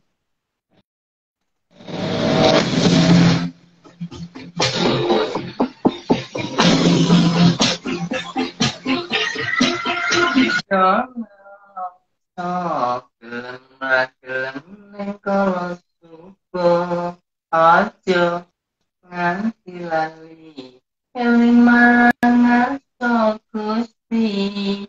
Semua ini hanya dongeng. Kalau nggak percaya, itu sudah biasa. Tapi kalau mau percaya, ya jangan.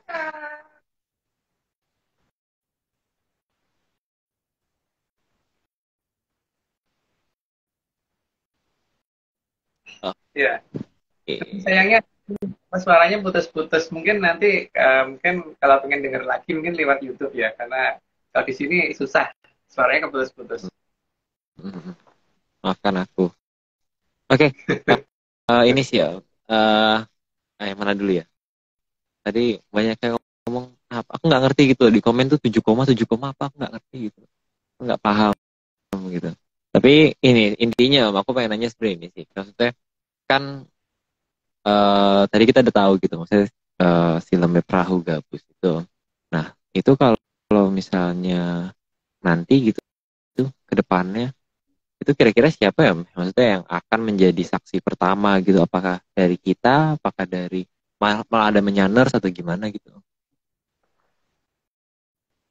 Yang pertama pasti yang tinggalnya di Sastra Ulang ya.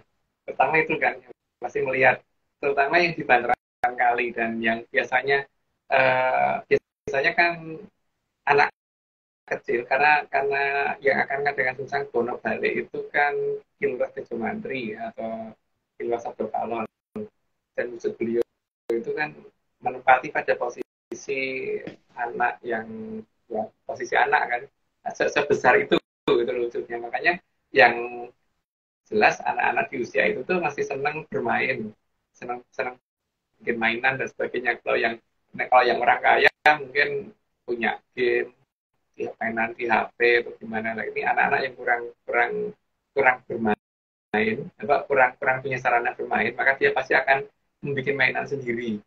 Nah, bagaimana sendiri karena dia tinggal di bantaran sungai. Mungkin yang paling gampang dia bikin adalah kapal-kapalan tuh Aryo. Ya enggak, kapal-kapalan dari gabus. Benar. Ya mungkin dari kayu ada yang ini, tapi ada yang banyak kan nanti akan dari gabus dan mereka akan terkejut ketika pas lagi main kapal-kapalan begitu ditaruh kok kapalnya makin lama makin larut terus tenggelam gitu loh. Jadi harusnya anak bantaran sungai yang ada di dalam sastrobulan yang akan mengerti situasi itu ya. Oke. Kalau yang 7,7 juga nggak ngerti ya? Nggak tahu ya. Gimana tuh? Tapi kayaknya ya ini ya mungkin kedepannya sih di 1,4 berapa ya? 6. Ya, itulah. Itu. Nggak tahu. Kenapa? Hilang-hilang. Oh ya ini Miku udah mulai nggak sensitif. Ya maksudku nggak jadi. Nggak jadi yang tadi pengen bahas tadi materi 146 tuh apa tapi nggak jadi. Takut. Ya. Ya wes kalau gitu. Masuk kata Hesko 147. Salah kok. Ya lanjut aja. Ada yang mempertanyakan itu ya Turki. Sebenarnya itu bersamaan dengan kita membuat 146 147 kan? Iya 146 147 yang mulai dari 145 sebenarnya kita akan ngomongin ya udah. Pas sudah buat 145 146 47 48. 46 selesai kan itu gempa terjadi kan itu memang yang berhubungan langsung dengan negara itu cuman itu tidak bisa kita share sekarang ya. Mohon menunggu. Ya Om ya. Kita cuma mohon menunggu ya. Menunggu dengan cepat. 147 itu kira-kira apa ya? 145 ini kalau bulan Februari ini bulannya Bedoro Komodo sama Bedoro ini kan kita sampai di 144 ya. 45. 145. 22 tuh 45. 145. Berarti minggu kedua minggu pertama sama minggu kedua ini ya bulan Maret ya. Gitu ya. Mungkin itu baru bisa jelas karena permintaan Batu Tunggul tidak boleh didulukan harus sesuai urutan dari perintahnya beliau gitu kan. Karena juga takutnya malah salah terima ya harusnya pengen ngomong A jadi Z.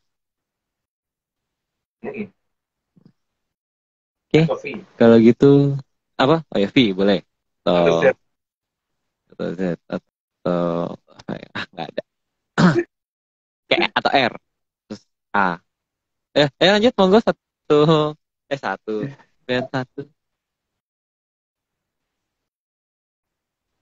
Slide ke-91. Jadi, tim Pamalayu juga mempersilahkan untuk tidak mengakui kedewatan sebagai asal-usul mereka. Tidak apa-apa, kedewatan tidak diakui, karena memang mereka sudah disediakan bahwa ini adalah asal-usulmu gitu. Lanjut. Slide 92. Tim Pamalayu juga mempersilahkan bangga dengan leluhur yang bagaimana.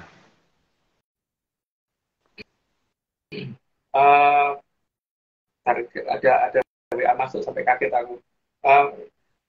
Jadi terserah sih mau bangga dengan yang mana nggak apa-apa. Jadi yang penting ini apa namanya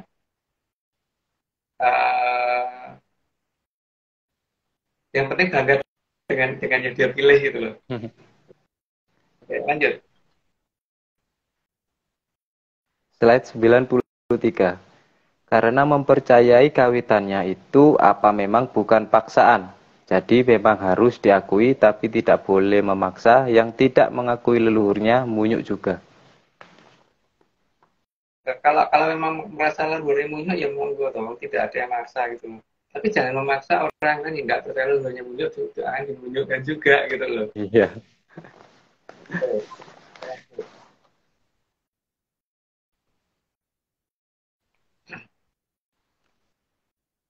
Slide Lanjut, Mas. ke-90. Ya. Slide ke-94.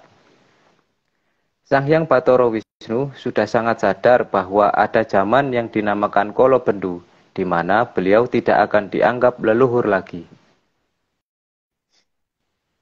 Makanya supaya tidak tercemarnya nama Sang Hyang Kawitan, perlu ada pembelokan ke arah tadi gitu loh, tulang-tulang tadi itu gitu.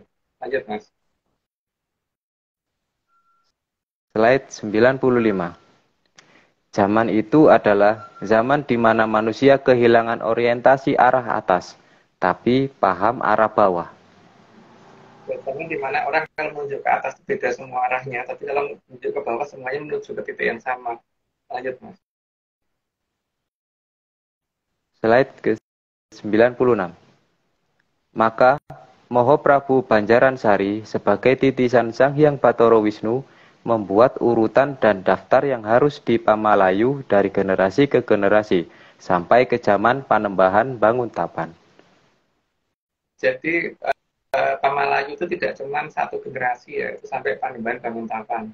Jadi sangat urut dan memang sangat teliti sekali, sangat detail sekali sehingga orang sampai tidak paham bahwa itu adalah hasil karya Pamalayu. Maka tidak ada ceritanya Pamalayu menaklukkan wilayah. Lanjut, Mas. Slide 97.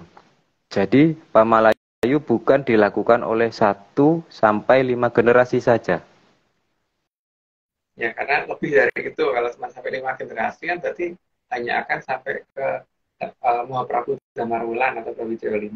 Kan masih ada yang 6, 7, 8 baru Majapahitnya itu ada itu gitu. Ditambah dengan Pajang dan Kerajaan Matagu. Gitu. Lanjut. Slide 98. Dan sekali lagi perlu ditegaskan bahwa Pamalayu bukan ekspansi atau penaklukan, tapi penyembunyian dan pembuatan situs decoy.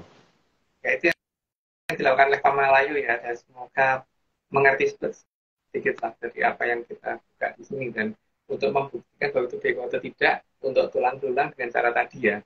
Lanjut, Mas. Slide 99. Itulah sebabnya di pewayangan Sang Hyang Bathara Wisnu digambarkan hitam, karena beliau yang memerintahkan Pamalayu. Ya, karena yang menggelapkan situasi kan, yang mengkaburkan keadaan supaya Sang Hyang Kawitan tetap terhormat tempatnya. Lanjut, Mas. Membuat zaman kegelapan gitu betul. Ya, menggelapkan karena supaya membatasi supaya tidak mengarahkan bahwa Sang Hyang Obrobesti itu atau Sang Hyang Kawitan itu memedi gitu. Memutus di situ, memutus rantai itu sih yang dimaksud. Lanjut, Mas. Slide 100. Sehingga setelah Pamalayu, tuntunan hanya ada dari balik layar dan berupa bayangan, maka dinamakan wayang. Dan wayang itu harusnya ngelihatnya dari bayangannya ya, bukan dari dalangnya, dari dalangnya, tapi dari bayangannya, dan bayangan itu pasti hitam. Lanjut, Mas. Slide 101. Meskipun saat ini banyak yang sudah tidak pakem, tapi terkadang leluhur masih mau memberi tuntunan. Cuman ya, kemudian orang jadi bingung kira-kira tuntunannya dari sebelah mana, karena sudah hilang pakemnya. Kalau pakemnya masih terjaga kan kita tahu persis di adegan apa, biasanya ada tuntunan. Sekarang kan nggak ketahuan, karena pakemnya sudah hilang. Lanjut, Mas. Slide 102. Jadi batas terungkapnya Pamalayu akan menjadi lebih jelas ketika Mahapatih Maudara keluar dari pertapaan Madakaripura di belakang Grojogan Sewu.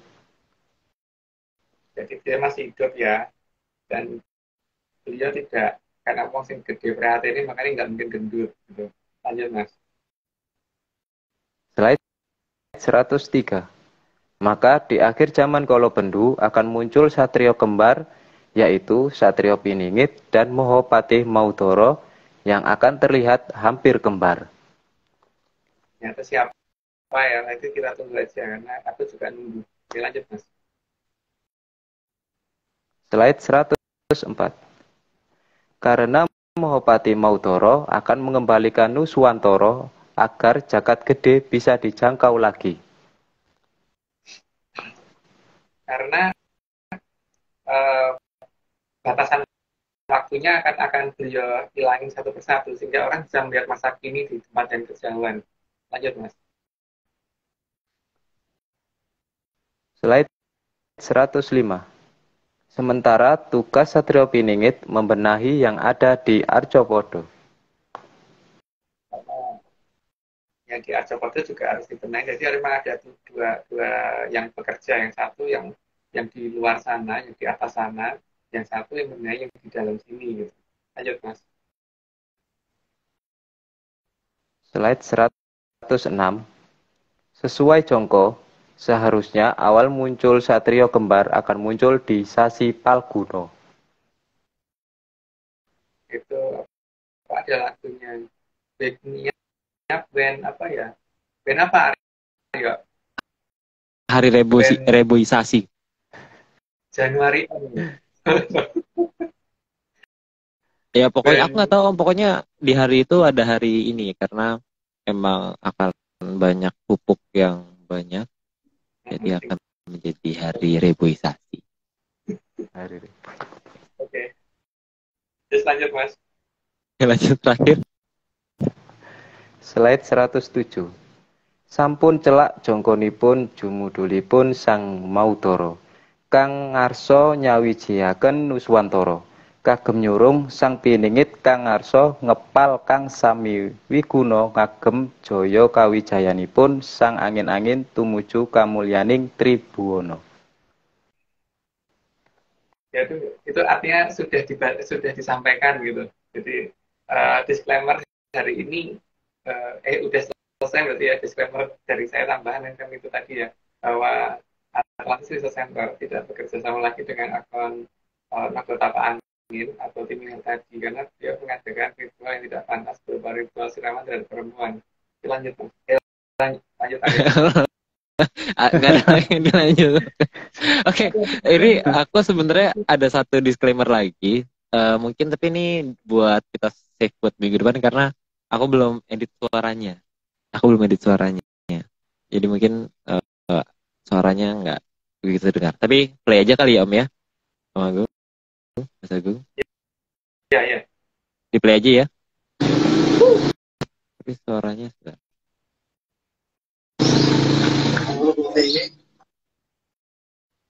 Suaranya tidak begitu terdengar tapi.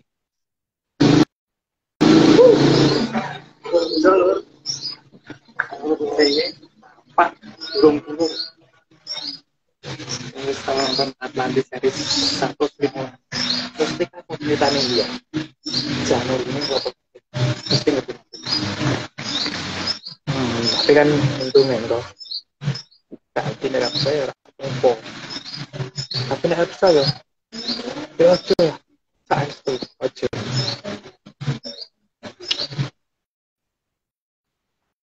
Mungkin nanti akan aku upload ulang di YouTube. Tapi untuk hari ini bisa dilihat di YouTube Menyanders bisa dilihat di. Jadi kalau buka channelnya ada playlist disclaimer.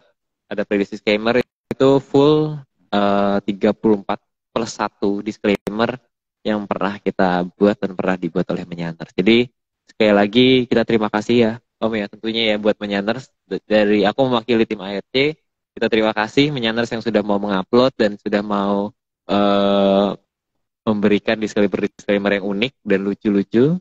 Itu sangat menghibur dan kita bisa saling menghibur sesama Menyanders juga gitu. Jadi Menyanders yang belum pernah buat nih ya, terutama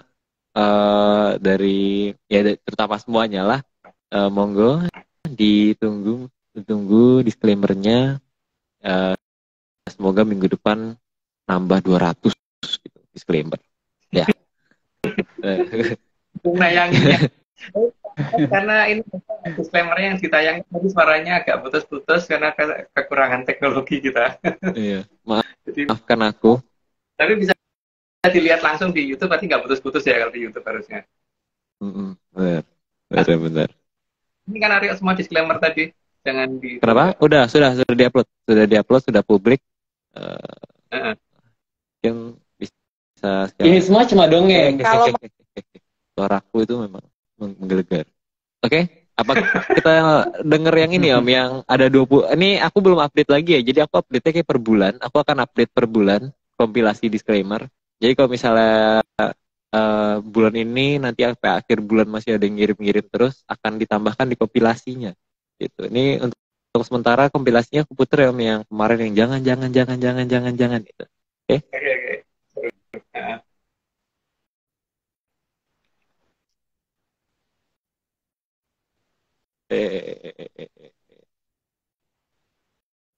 Ini aja lah. Ini semua cuma dongeng. Kalau mau nggak percaya ya nggak apa-apa. Tapi kalau percaya, ya Jangan.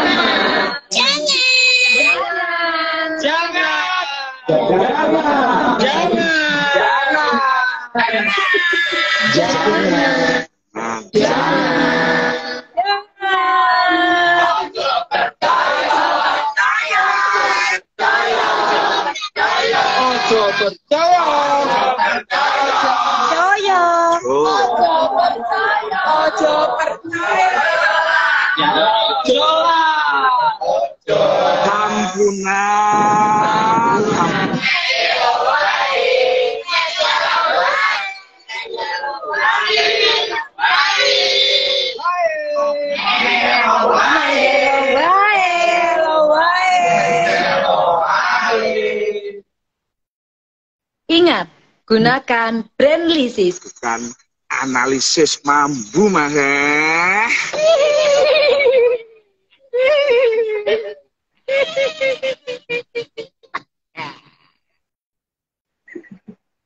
Ini bukan gertakan. Oke. Ini kenapa? Jadi ditunggu Menyanners 200.000 disclaimer lagi yang akan dibuat ke depannya. Semoga masih bisa semoga minggu depan bisa dilihat ke 200.000-nya itu. Oke. Kalau gitu kita disclaimer akhir ya Om ya. Tim Athletics Center tidak pernah menjual jasa untuk berkomunikasi ataupun bertemu dengan leluhur dalam bentuk ritual apapun. Waspada terhadap oknum yang mengatasnamakan tim ARC karena ritual resmi hanya dilakukan oleh Mas Agung Bimo, Mbak Vicky Ananda, dan saya sendiri. Untuk informasi resmi, silakan hubungi via DM IG @VickyAnandaReal karena beliau akan siap selama 25 jam dalam sehari, 8 hari dalam seminggu, 5 minggu dalam sebulan, 13 bulan dalam setahun, 1101 tahun dalam 1 abad, dan sekitar ya, dan lanjutnya gitu. Oke. Jadi monggo di DM kalau misalnya pertanyaannya tidak dijawab hari ini, mungkin akan dijawab di zaman berikutnya. Oke. Kalau gitu aduh nih, tapi Om aku tuh masih penasaran karena tadi Mas Irfan tuh nggak bersuara. Bersuaranya cuma kalau baca. Gimana Mas? Kan jadi narator Mas. Iya. Nggak ikut komen gitu loh. Bukan komentator Mas. Oh, bukan komentator. Benar sih, benar. Ditunggu nih. Kita mungkin kita akan nggak jadi. Kita akan kemana? Kita akan ke sana mungkin kayaknya. Gitu. Kalau gitu sudah? Oh, kita sudahi ya? Oke.